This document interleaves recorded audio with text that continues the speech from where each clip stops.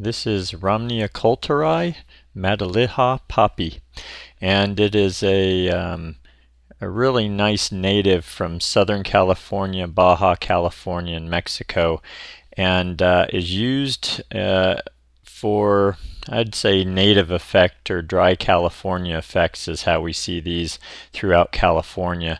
This is a Northern California inland valley in Pleasanton, and you're looking at some spring flowering going on, and it's kind of the beginning of the flowering for this plant.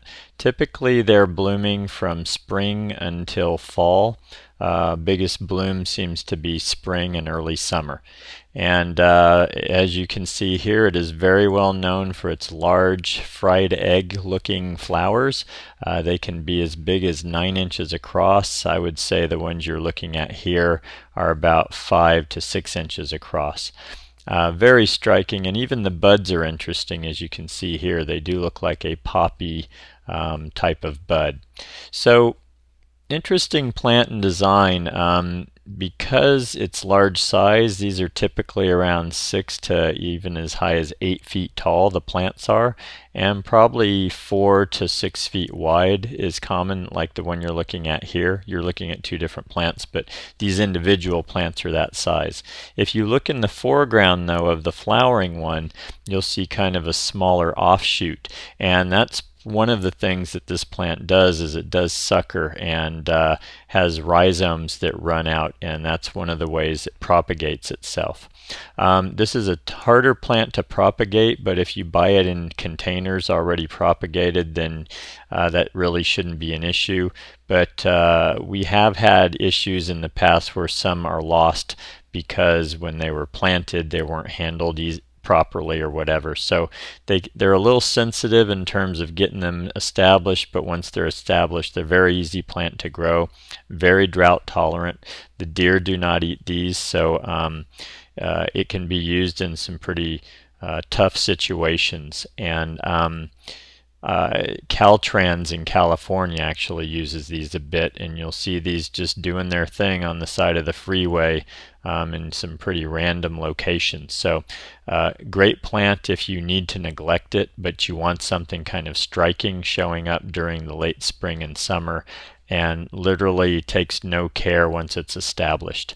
The one thing I'd say though in terms of maintenance is the best thing to do with these is in the fall, cut them to the ground, and that way you get all new growth. If you let them winter over, which you can do if you're in an area that has frost, they're going to burn pretty badly. So I just think it's better once you see these looking burned or looking tired, go ahead and cut those down, and then when it warms up the following spring, it'll start pushing new shoots up like you see here. In design, I think these are really that kind of, I've already kind of mentioned it, they stand alone. They're so striking and they're so big.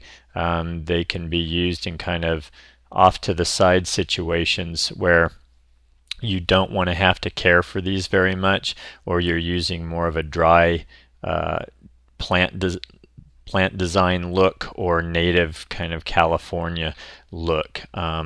So very striking, kind of a specimen plant, I would say, because of its size and the unique quality of the flowers. So I don't use these a lot because they are a bit invasive, and you need some containment if you're going to play these with other plants. You could put a root barrier around those to contain them, and also limit their water to limit the spread of the rhizomes. So that is Romneya coulteri, Matlalija Poppy. Really interesting and unique plant. I think you certainly need to have the right spot for it. And by the way, these are hardy down to 0 degrees Fahrenheit, so it can be used in a lot of places, and they take dry heat very well. And yeah, check that one out. Very interesting plant to use in design. To follow are some companion plants you may want to look at to try with Romneya coulteri. Enjoy.